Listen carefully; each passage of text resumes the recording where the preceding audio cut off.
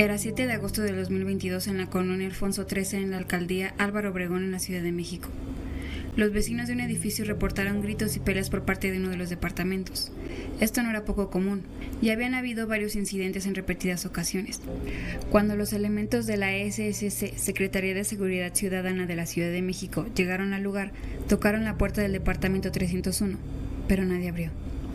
Hoy vamos a desentrañar la impactante y triste historia de Carla Fernanda López Gorostieta, una vida marcada por el abandono, el abuso y la tragedia. Infancia y primeros años. Carla Fernanda López Gorostieta nació en el año 2004. Su vida se vio plagada de dramas desde el principio, ya que nunca conoció a su papá debido a que este fue encarcelado antes de que ella naciera. Pasó 8 años en la cárcel y al salir no se puso en contacto con su hija y ya no supieron más de él. Según algunos medios, Carla fue la menor de 3 hermanas, pero más allá de esta mención no hay ninguna información de ellas. En el año 2008, cuando tenía tan solo 4 años, fue separada de su madre ya que ésta fue acusada de maltrato y llevada al Desarrollo Integral de la Familia, el DIF, donde estuvo 8 meses bajo resguardo. Su mamá denunció que su hija fue víctima de abuso sexual en la institución y recuperó su custodia. Sin embargo, el proceso no avanzó. Y si bien al no darse seguimiento al caso no hay un veredicto de culpabilidad, para el año siguiente, con 5 años, Carla ya tomaba medicamentos controlados para moderar su conducta agresiva, irritable y de poca tolerancia con su familia. 2 años después, en un informe que veremos más a fondo enseguida, Carla fue diagnosticada con retraso mental leve con alteraciones de la conducta y abuso sexual. Desde entonces, vivió en un pequeño departamento de 12 metros cuadrados, equivalente al tamaño de una habitación mediana. Los vecinos confirmaron que continuaba viviendo ahí hasta la fecha de los hechos, por lo que ha pasado la mayor parte de su vida en este lugar. Vivía con su abuelo, su madre, su tío y su tía, todos parientes de su mamá. De los únicos que se tiene la identidad son de la mamá de Carla y sus hermanos. Su mamá es Paola Georgina y Juan Carlos y Diana Angélica Gorostieta González, sus hermanos. Para la fecha de los hechos, su tía se había mudado recientemente y su abuelo no sabemos en qué fecha se mudó o falleció, pero no nos adelantemos. Como les comenté antes, a Carla la diagnosticaron con retraso mental leve con alteración en la conducta y abuso sexual. Fue en el Hospital Psiquiátrico Infantil Juan N. Navarro. Allí estuvo hospitalizada 3 veces. En 2011, con 7 años, una trabajadora social de esa institución fue a observar el ambiente donde vivía Carla. Se percató de que usaba ropa sucia y mostraba señales de descuido. Se presume que desde ese entonces Carla vivía en condiciones insalubres, aunque podemos especular que estas condiciones siempre estuvieron ahí debido a las listas de incidentes que hacen esto muy probable. En el reporte se especificó, se encuentra una litera con cama sin tender y sin ventilación, por lo que no se logra abrir la ventana al estar oxidada. De la recámara se llega al baño, se observa un hoyo sin regadera, las condiciones de higiene no son las adecuadas, es riesgoso porque no cuenta con iluminación. Así lo describió. No existen las condiciones de higiene en la vivienda de la menor. Se identifican factores de riesgo sanitario y accidentes. La madre no cuenta con los recursos económicos y emocionales porque no tiene un trabajo con sueldo fijo. Los demás integrantes no tienen un aporte regular y ella debe cuidar al tío con retraso mental, lo cual se traslada en probable estrés para la madre. No existe coordinación familiar ni establecimiento de las tareas para organizar su ambiente familiar. No hay una clara autoridad en su estructura. Entonces, al menos desde que se escribió este reporte con 7 años, Carla ya estaba a cargo del cuidado de su tío con discapacidad mental. Ahora, no hay como tal información de cuál era el nivel o tipo de discapacidad que padece el tío, pero por los leves rastros de información del caso que veremos más adelante, parece que no podía valerse por sí mismo, por lo que por lo menos necesitaba los cuidados básicos de alimentación e higiene, que no es poco trabajo. Con el paso de los años, personal de la escuela le recomendó a Paola que llevara a su hija a terapia, ya que mostraba algunos rasgos de agresividad y aislamiento. Estos y otros factores llevaron a que su comportamiento se fuera deteriorando y se volviera más violento, al punto de agredir a su propia madre no mucho tiempo después. Cuando tenía 12 años, en 2016, su madre la denunció por primera vez en la Procuraduría Local por violencia familiar. A los 14 años de edad, en 2018, Carla ya sumaba 4 carpetas de investigación por esta razón. Además, los vecinos señalan que todos los días había pleitos al interior del departamento. Al final de cuentas, se siente como si el hecho de hacer una denuncia cayera en saco roto. 4 denuncias en 2 años. En los años siguientes, Paola habría llevado a su hija al Ministerio Público para denunciar presuntos robos, amenazas, abuso sexual y violación, señalando como agresores a sus vecinos y otras personas. Fueron en total 5 personas denunciadas. De hecho, un hombre está en prisión como su agresor. Sin embargo, existen señalamientos de parte de los vecinos de que hacían estas acusaciones para extorsionar a los imputados y obtener dinero extra para mantenerse, aunque esto no está confirmado. El 4 de septiembre del 2018, a los 14 años, otro dictamen del psiquiátrico Juan N. Navarro reiteró que el adolescente tenía un retraso mental no modificable y advirtió que sus conductas antisociales de agresión y disruptividad obedecen a una crianza inadecuada, con negligencia pasiva e incapacidad de sus convivientes para su manejo. La autoridad advirtió que regresar a su casa favorecería estas conductas de alto riesgo y sugirió llevarla a una casa hogar o albergue. Años después, Carla terminó por abandonar la secundaria por bajo rendimiento académico y desinterés. Seguidora de famosos. Para alejarse un poco de su realidad, Carla pasaba mucho tiempo en redes sociales, donde, como la mayoría, solo mostraba cosas buenas. Y es que otra de las cosas que más se repitieron cuando salió este caso es que uno de sus pasatiempos favoritos era sacarse fotos con famosos. Al parecer, iba a las instalaciones de una televisora en San Ángel y esperaba que los artistas salieran para pedirles fotos y las compartía en su cuenta de Twitter, Dulce Pons. Las primeras publicaciones en Twitter son del 2016, cuando tenía 12 años, y continuó hasta que tenía 17 años aproximadamente. Carla se tomó fotos con Sebastián Yatra, Jimena Córdoba, Natalia Telles, Juan Vidal, Pedro Prieto, entre muchos otros, aunque, al parecer, su favorita era Bárbara Islas, a la que le dedicó varias publicaciones e incluso se refirió a ella como la mejor artista en un tuit. Además de estas fotos, en su cuenta encontramos videos de ella bailando o cantando reggaetón. Algunas fotos son de ella y sus mascotas, una perrita salchicha y una pitbull. Esto será importante para más adelante. Y muchas publicaciones y retweets de telenovelas. Nada demasiado extraño, solo un adolescente compartiendo las cosas que la hacen feliz. Para la fecha de los hechos, no se tiene datos de a qué edad empezó. Carla era muy conocida en su barrio porque cantaba en los pasillos del mercado Mixcoac o en el tianguis, acompañada de su tío. De esta manera lograba obtener dinero extra para sobrevivir. La música es mi vida, contó alguna vez Carla mediante su cuenta de Twitter. Así, mientras que por un lado Carla expresaba su cariño y aprecio por el arte, y del cual tenía el potencial y las ganas para dedicarse a eso, su mamá la acusaba de violencia familiar. Recordemos que desde el 2016, cuando abrió su primera cuenta de Twitter, empezaron las denuncias de su madre en el Ministerio Público. Cuentas de Twitter. Ahora esto que vamos a ver es algo curioso que noté al revisar las redes de Carla. Encontramos que la cuenta mencionada en los medios es la de Twitter Dulce Pons. Si accedemos a esta red, encontraremos que para el año 2017 empezó a compartir una nueva cuenta de Twitter llamada Fernanda Oficial, que a partir de esa fecha empezó a usar simultáneamente con la otra. Por estas mismas fechas compartió su cuenta de Instagram y un canal de YouTube que se abrió. Su cuenta de Instagram ya no está disponible, pero todas las demás sí. Algo curioso es que en su canal de YouTube tiene marcados publicados 20 videos, pero solo están disponibles 4, solo canciones de reggaetón. Tiene una cuenta de Facebook, pero es privada y no hay más información que su foto de portada. Es seguro que es ella porque en la cuenta de Facebook de su mamá, que sí es pública, hay varias conversaciones públicas entre ellas. Hasta aquí todo normal. Ahora, en 2017 y 2018 se unieron unos perfiles a Twitter un tanto sospechosos. Sus perfiles son B, Paola Georgina, supuestamente su mamá, Daniel, Yolanda, Luna, Paola y Godínez. ¿Qué tienen en común estos perfiles incluyendo el de su propia madre? Todos orbitan alrededor de Carla. Si revisan estos perfiles, la mayoría de publicaciones son retweets directos de las publicaciones de Carla. Muy pocas interacciones con ella directamente. Se siguen entre sí y publican el mismo tipo de cosas que ella, cosas de telenovelas, con faltas de ortografía muy parecidas. Más allá de eso no parecen tener personalidad, ni siquiera vida propia. No hay fotos ni publicaciones que no sean de lo que ya les conté. La historia con el perfil de su mamá es la misma. Las únicas fotos que tiene es de cuando publicó su foto de perfil y de portada. Es más, su segundo nombre está mal escrito, está como Georgina con I.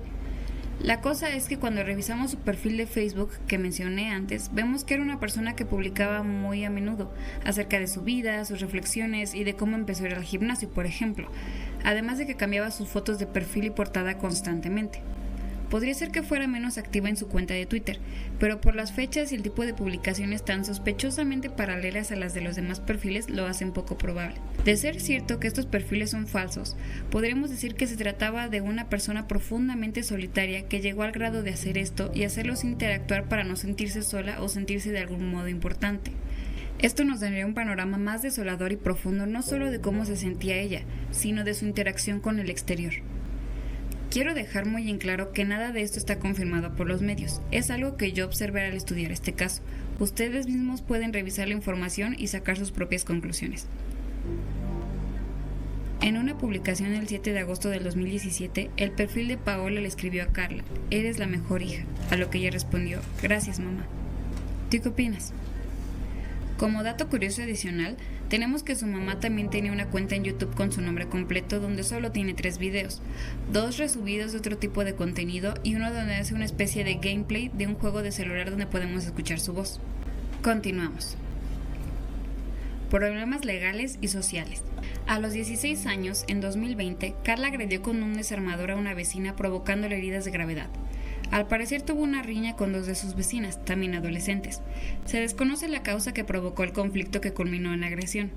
En aquella ocasión, la vecina desistió de levantar una denuncia, pidiéndole solamente a la mamá de Carla que se acatara a respetar a su familia. En el documento decía: "Siendo madre de la adolescente Carla Fernanda Hernández Gorostieta, de 16 años de edad, me comprometo a que mi hija respetará en todo momento a la adolescente Katia, así como a su tía, así como a sus familiares. De igual manera, solicito que dicha familia respete a mi persona, a mis pertenencias y sobre todo a mi menor hija". Y por parte de la tutora de las chicas: "Ana Gabriela N., yo como tía de la adolescente Katia N. de 16 años y de mi hija Elisa N. de 16 años, únicamente solicitamos se nos respete nuestra persona, pertenencias y familiares por parte de la adolescente Carla Fernanda N. de 16 años. No es nuestro deseo presentar ninguna denuncia en virtud de haber llegado a un acuerdo conciliatorio". Otras anécdotas. La siguiente es información no oficial, brindada de las entrevistas de vecinos después del hecho. Estos dijeron que Carla había matado a 2 perros a puñaladas en las jardineras de la unidad, porque ladraron. Se desconoce en dónde quedaron escondidos los restos. Las únicas pruebas que quedaron fueron algunas manchas de sangre de los animales. También indicaron que recuerdan a Carla N. como una persona muy agresiva que constantemente provocaba conflictos y solía amenazar a sus vecinos con su perrita Pitbull cuando peleaban. Estos declararon que cuando esto pasaba preferían no enfrentarla por lo que pudiera hacer. Asimismo, quienes visitaron el predio ubicado en la alcaldía Álvaro Obregón reportaron haber visto marcas que dejó el fuego que la joven había provocado. En el techo de la recámara y del baño se observan marcas del incendio ocasionados por la paciente en meses anteriores. Se ven algunas marcas de humo. Un tía. En varios medios se hace mención de un video que voy a dejar en la descripción. Podemos ver al tío de fondo sentado y hay una persona que le agrede. Lamentablemente en los medios se dice que es la mamá o en algunos apresurados que salieron a días del suceso incluso que fue la misma Carla, pero no, es su tía, Diana Angélica, inclusive lo dice el título del video de YouTube. Lo curioso de este video es que fue subido por una cuenta no vinculada ni a las de la mamá ni a las de la hija, pero fue subido hace 2 años, es decir, más de un año antes de todo el incidente. Parece que la que lo grabó fue Carla y posiblemente también lo subió porque venía con el nombre de su tía, pero no hay más información. Pero bueno, nos deja ver un poco de su vida diaria. En general, no se ve mucho del departamento, solo se medio alcanzan a ver 2 habitaciones. Por la información que hay del tamaño del departamento, es muy probable que solo sea eso y el baño. El video está un poco fuerte, así que se los resumo. Básicamente, Carla entra a su casa donde están su tía y su tío. Recordemos que su tío es una persona con discapacidad mental. Su tía está gritando muchas groserías, está preguntando qué hay de tragar. Parece que le pregunta a Carla que si ya lo consiguió, que si le valió madres. Le dice que si ya está lo de la luz, me imagino que pagarla o algo parecido. Pues empieza a preguntarle a su hermano que por qué lo tiene ahí, que ella está sin tragar, que para qué lo tiene. En algún punto le pregunta a Carla que si está grabando, a lo que esta niega, por lo que sigue gritando. Después como que sacude al tío quejándose de él. El tío se protege con sus manos la cabeza, inclusive desde que está hablando la señora con él antes de acercarse. Después de esto las perritas empiezan a morder al tío y ella les dice que lo dejen en paz, que no está haciendo nada, pero sigue gritándole groserías. Dice que ella anda sin tragar y que lo tiene ahí y que pues ahora no traga, y con eso termina. Es complicado de digerir porque podemos ver cómo desde que entra se ve al tío alzar los pies como intentando protegerse, y cuando la tía le grita se intenta proteger una vez más con sus manos. Además que después de que ésta lo ataca se le escucha sollozar, lo cual es muy desgarrador. Estamos hablando de más de un año antes del incidente, por lo que podemos inferir que esto era parte de su vida diaria, los maltratos al tío y dejarlo sin comer solo por su condición. Un mes antes de los hechos, Paola Georgina acudió a la Fiscalía General de Justicia de la Ciudad de México una última vez. Declaró lo siguiente en el Centro de Terapia de Apoyo a Víctimas de Delitos Sexuales. Cito: "Ese día ya no me pega. Desde hace 10 años tiene esa actitud, y es que su pensar de mi hija es que la voy a meter al psiquiátrico. Mi relación es intermedia. Me pegaba, me insulta. Antes sí sentía miedo de que mi hija me hiciera algo. Me amenaza con echarme a la perra, que si me iba a echar a la perra. No me dejaba ir a trabajar porque decía que me iba a ir a golpear". Y posteriormente dijo: "Siento mucha tristeza de el ver cómo mi hija recuerda lo que pasó, cómo se ve. Me genera mucha tristeza y mucho dolor en cómo se me pone". Día del acontecimiento. El 7 de agosto de 2022, Carla Fernanda, con 18 años, tuvo una discusión con su madre. Vecinos reportaron gritos, llamaron a las autoridades al departamento ubicado en la unidad Alfonso 13 de la alcaldía Álvaro Obregón. Llegó una patrulla de la Secretaría de la Seguridad Ciudadana SSC de la Ciudad de México, pero nadie abrió. No fue sino hasta 5 días después, el 12 de agosto de 2022, cuando el fuerte olor que desprendía el departamento ocasionó un nuevo llamado a la policía, que coincidió con las denuncias por desaparición que presentaron los compañeros de trabajo de Paola, que para ese momento era una checadora en una base de transporte público. En esta ocasión ingresaron por la fuerza. Con la ayuda de los bomberos derribaron la puerta e ingresaron al sitio donde se encontraron con la escena.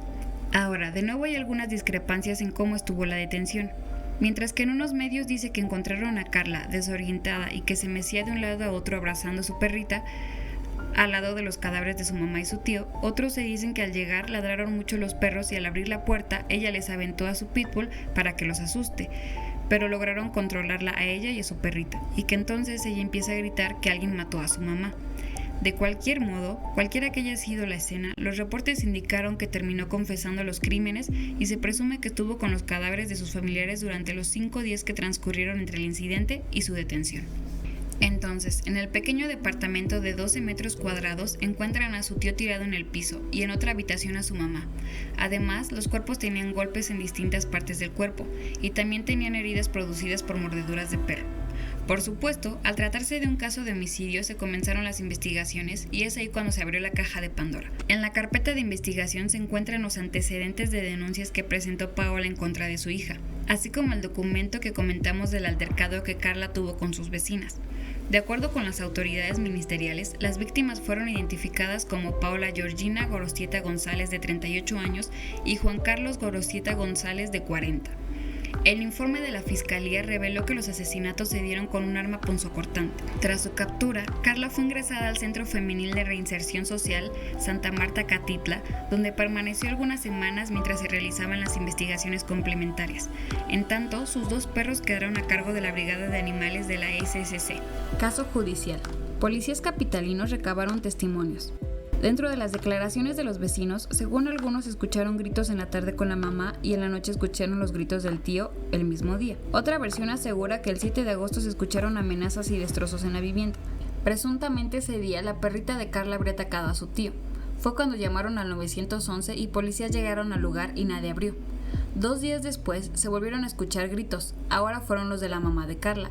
Lo que sucede con esta versión es que choca un poco con lo que mencionamos anteriormente de que escucharon a Carla pelear con su mamá desde el primer altercado y después que le dijera que ya la maté desde el primer día. Además de que no brinda una explicación de en dónde estuvo Paola desde que sucedió el asesinato de su hermano hasta el suyo. Y esto también significaría que no habría pasado 5 días con ambos cuerpos, sino 5 y 3. Pero díganme ustedes qué opinan, para ustedes cuál es más factible. Tras la detención, Carla fue sometida a diversos estudios en el penal de Santa Marta Catitla. De nuevo se divide la información en 2 versiones. La primera dice que fue inculpada por los delitos de homicidio doloso y otras aseguran que los delitos fueron homicidio doloso y feminicidio. Su abogado, Héctor Pérez, asegura que Carla Fernanda padecía un trastorno psicosocial que proviene desde su infancia y por el cual debería ser considerada inimputable. Recordemos que según los reportes que vimos antes, tenía alta irritabilidad y un leve retraso mental, pero no sabemos si el abogado se refería a este o otro padecimiento adicional. Este dijo que la adolescente no podía conocer de sus actos, además de que había una violencia de género previa. También señaló que había sido violada y por estos hechos hay personas sentenciadas. Al mencionar la sentencia, a mí me parece que se refiere a las denuncias que hizo con su madre y que varios vecinos decían que eran para extorsionar a otros vecinos. Sin embargo, esto sea verdad o no, no olvidemos que sí que sufrió abuso cuando estuvo resguardada en el DIF. A pesar de toda la información que se hizo pública, la Fiscalía pidió una pena máxima de 120 años. Un juez de control del Tribunal Superior de Justicia de la Ciudad de México, TSJCDMX, ordenó prisión preventiva oficiosa a Carla Fernanda, por lo que fue trasladada al Centro Femenil de Reinserción Social Santa Marta Catitla, como dijimos antes. No obstante, su defensa solicitó la duplicidad del término constitucional. Esto es una prerrogativa que tiene como finalidad que se aporte en beneficio del imputado los datos idóneos para desvirtuar la imputación formulada en su contra. No hay más datos del avance del caso, pero en un video de hace 2 meses de Azteca Noticias hay una pequeña actualización. Al parecer, Carla solo pasó unas semanas en este lugar y posteriormente fue llevada a la Torre Médica de Tepepan para recibir tratamiento psiquiátrico, y donde actualmente espera mientras se libra su juicio. Este caso sin duda se puede reflexionar en varios niveles: la complejidad del cuidado de una persona con necesidades especiales como era el tío, la innegable negligencia judicial que no tomó acciones anteriores a pesar de los múltiples avisos, la violencia familiar que se vive en muchas casas, los problemas inherentes a vivir en espacios cada vez más reducidos, entre muchas cosas más. La historia de Carla es un recordatorio de cómo la negligencia y el maltrato pueden destruir vidas. ¿Qué podemos aprender de su trágica experiencia? Déjanos tu opinión en los comentarios.